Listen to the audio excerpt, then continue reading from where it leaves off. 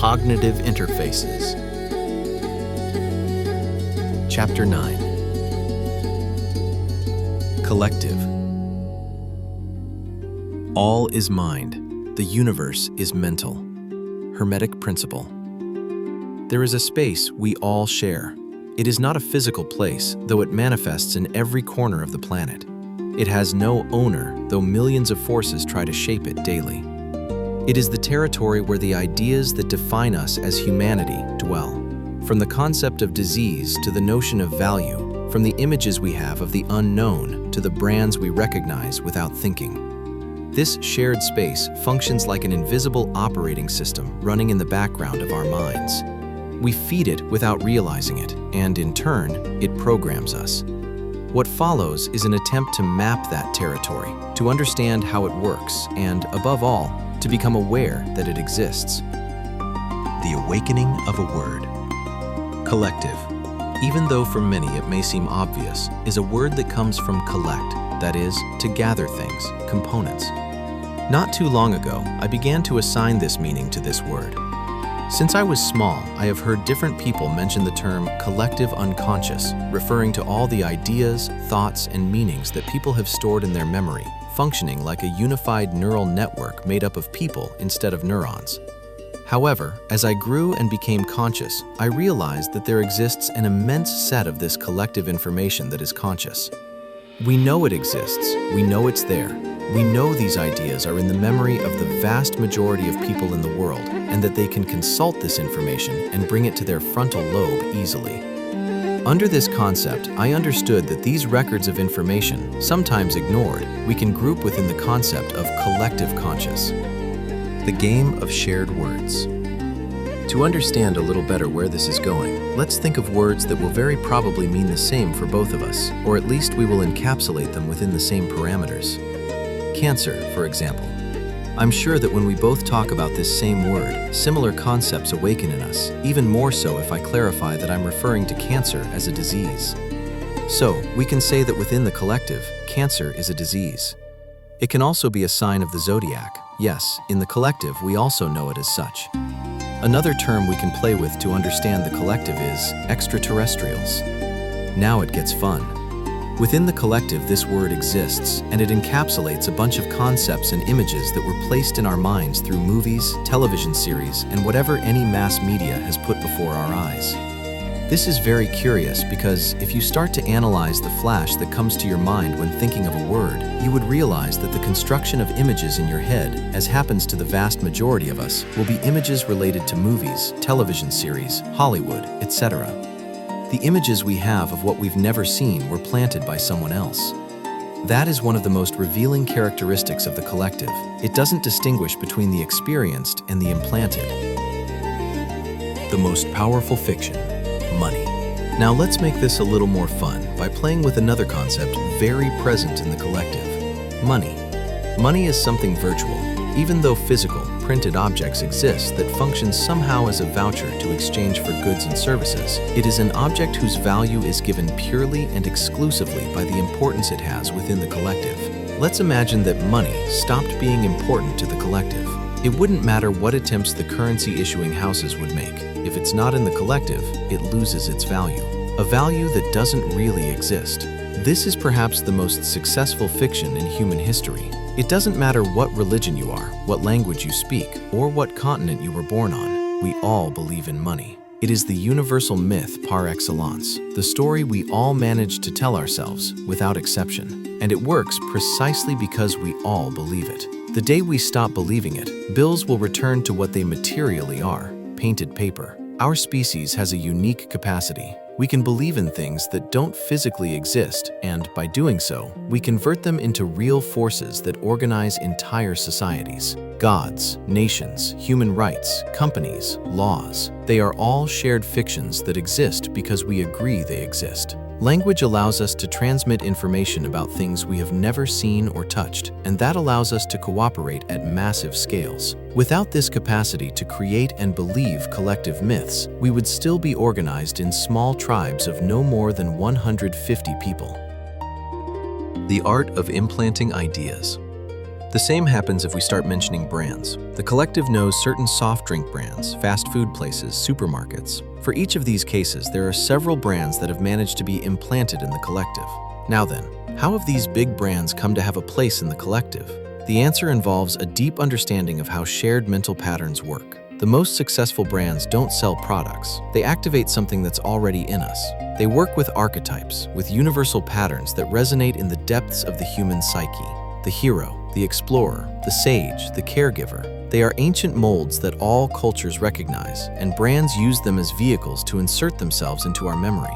A drink is not just a drink when it's associated with innocence and happiness. A sports shoe is not just footwear when it embodies victory over our own limits. A phone is not just a device when it represents creativity and thinking differently. These brands implant themselves because they touch strings that were already vibrating in the collective before they existed. The brand war is fought in the consumer's mind, and the battlefield is the collective. The mechanism is repetition, exposure, emotional charge. An idea with strong emotional content, fear, desire, hope, implants itself more deeply. That's why the most effective slogans don't talk about product features. They talk about who you will be if you use it. They talk about transformation, belonging, identity. And when that message is repeated thousands of times through multiple channels, it ends up being engraved in collective memory as if it had always been there. Mental algorithms, cognitive interfaces. If we want to understand how the collective operates, we can think of it as a distributed software system. Each human mind runs certain mental algorithms, thought patterns that process information in predictable ways. We didn't write these algorithms. We inherited them from culture, family, media, education. At the same time, each of us has cognitive interfaces, mental filters that determine what information enters, how it's processed, and what meaning is assigned to it. These filters shape our perceived reality. Two people can look at exactly the same thing and see completely different things because their cognitive interfaces process information differently. Language is the main interface. The words we use don't just describe our reality, they construct it. There's an ancient principle that says the limits of our language are the limits of our world. What we cannot name, we can hardly perceive. And what we all name the same way, that becomes real for the collective. The good news is that mental algorithms can be rewritten. Cognitive filters can be adjusted. We are not condemned to run the software that was installed by default. The first step is becoming aware that it exists, that we are operating with code we didn't write. The second step is deciding what we want to keep and what we want to modify. When ideas take on a life of their own. There's a fascinating idea that crosses esoteric traditions from East and West, that thoughts, when concentrated with sufficient intensity and shared by enough people, can acquire a kind of autonomous existence. Think of it this way. When a group of people focuses repeatedly on the same idea with the same emotional charge, that idea begins to behave as if it had its own will. It feeds on the attention it receives. It grows. It influences people who vibrate on its frequency. And the stronger it becomes, the more capable it is of attracting new adherents. Religions understood this millennia ago. Collective rituals, shared ceremonies, group prayers, all of that generates powerful thought forms. It's not magic in the sense of tricks, it's physics of the collective. When many minds align in the same direction, the effect is amplified exponentially. Modern companies replicate this mechanism, though they use different language. A brand with millions of devoted followers functions like an entity with its own life. Its customers don't just buy products, they participate in a ritual of belonging. And that collective participation strengthens the brand's presence in the collective. All is mind. The universe is a mental creation, and what we create collectively has more power than what we imagine in solitude. The tree of shared information. The mystical traditions of many cultures speak of a tree that connects all levels of reality. Its roots sink into the deep, into the ancestral, into the inherited. Its trunk traverses the present, the world we inhabit. Its branches extend toward the possible, toward what doesn't yet manifest but already exists in potential. The collective functions similarly. It has deep layers, almost inaccessible, where humanity's most ancient patterns dwell. Primordial fears, basic longings, images that appear in the dreams of people who never met and who live on separate continents. That is the root. The trunk is what we consciously share, the words, the concepts, the brands, the narratives we all recognize. It's the part of the collective we can easily access, the one we can name and discuss. The branches are the possibilities. Every new idea someone proposes, every innovation, every vision of the future begins as a small branch. If it receives enough attention, if it resonates with something deeper, it grows until it becomes part of the trunk. This is how the collective evolves, from bottom to top and from top to bottom simultaneously. In this tree, each person is like a leaf. It receives nutrients from the trunk and roots, information, patterns, meanings, but also performs its own photosynthesis. It processes the light of its individual experience and returns it to the system. We are all consumers and producers of the collective at the same time. The consensual illusion. There's a very old line of thinking that suggests that the material world, as we perceive it, is a kind of shared illusion. Not an individual hallucination, but a collective dream we all dream together. Think about money again. Is it real? Physically, it's paper or numbers on a screen. But its power is absolutely real. It moves armies, builds cities, destroys families, saves lives. That reality doesn't come from the object itself. It comes from the collective agreement that it has value. The same applies to almost everything we consider important. The borders between countries are imaginary lines that only exist because we all agree to respect them. Laws only have force because enough people believe in them and act as if they were real. Institutions, hierarchies, titles, everything is a web of fictions sustained by consensus. This doesn't mean everything is false or useless. It means we have more power than we believe. If collective fictions can build prisons, they can also build bridges. If they can limit, they can also liberate. The knowledge that social reality is constructed is the first step to consciously participating in that construction. Awakening is not seeing that everything is a lie. It's seeing that everything is construction and that we can be architects instead of mere inhabitants. The mastermind principle. There's a principle well known to those who study personal development and success mindset. When compatible minds harmonize around a common purpose, a collective intelligence emerges that surpasses the sum of its parts. It's as if an additional mind were created, a mind that belongs to no individual but that everyone can access.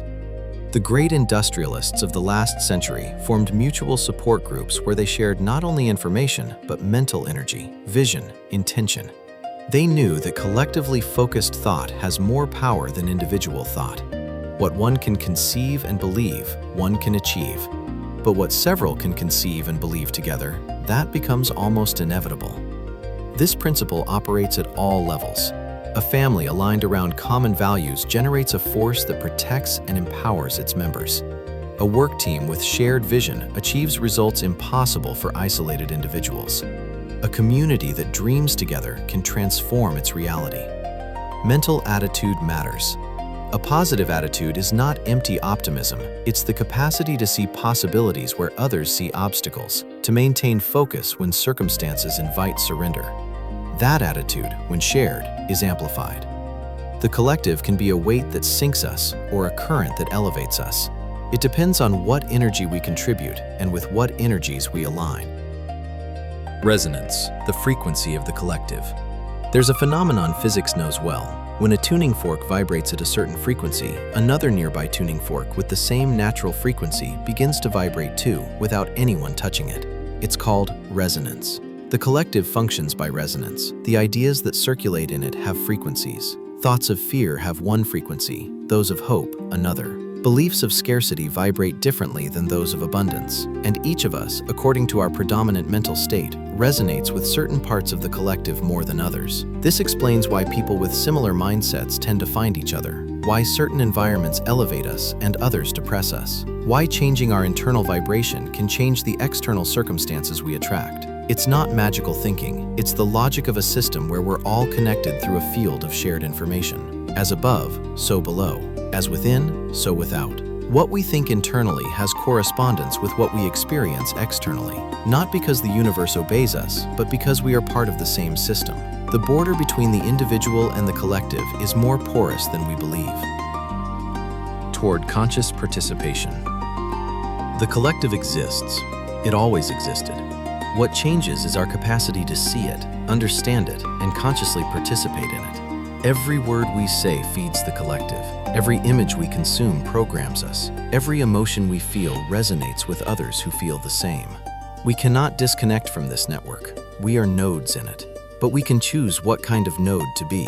We can be passive repeaters of what we receive, amplifying without filter everything that reaches us. Or we can be active processors who take incoming information, evaluate it, transform it, and return something better than what they received.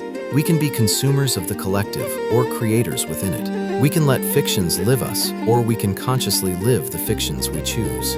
We can be leaves that only receive, or we can perform photosynthesis, take the light of our experience and convert it into nourishment for the system. The collective is a mirror. It shows us who we are as humanity.